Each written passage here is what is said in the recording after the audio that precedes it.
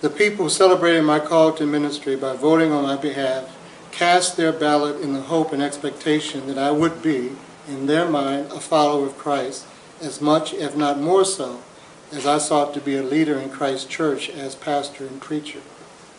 So much of religion and spirituality, at least in Western culture, gets caught up around formal roles that we forget that underneath the role is the assumption that the person is leading some kind of spiritual pilgrimage life. And that's far more important than the role of clergy, per se. Not that, in other words, what is the source or sources of our identity? For Howard Thurman refused to allow the racist culture in which he was born in Florida. He died at 82 years old in 1983. He refused to let the culture define his identity. And so he wrote a lot. His biography is called With Head and Heart.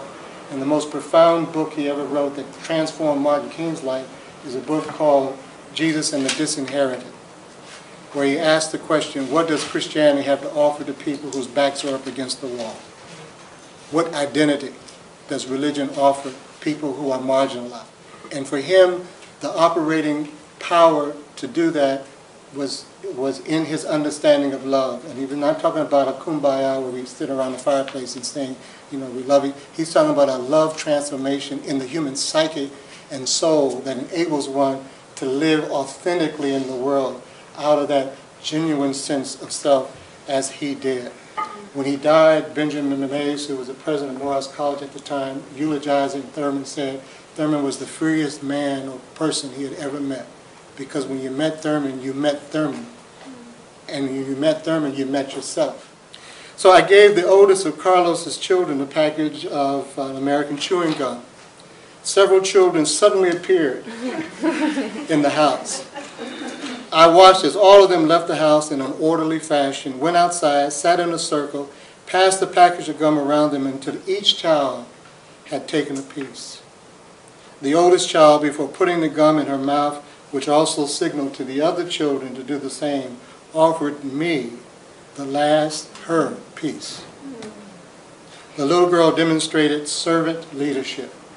And together these children reminded us all of what it means to have resilience and what it means to be in a community.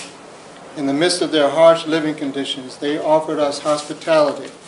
And to me, it embodied a sense of what we call in the Christian world the Eucharist or communion. Take, this is my body broken for you.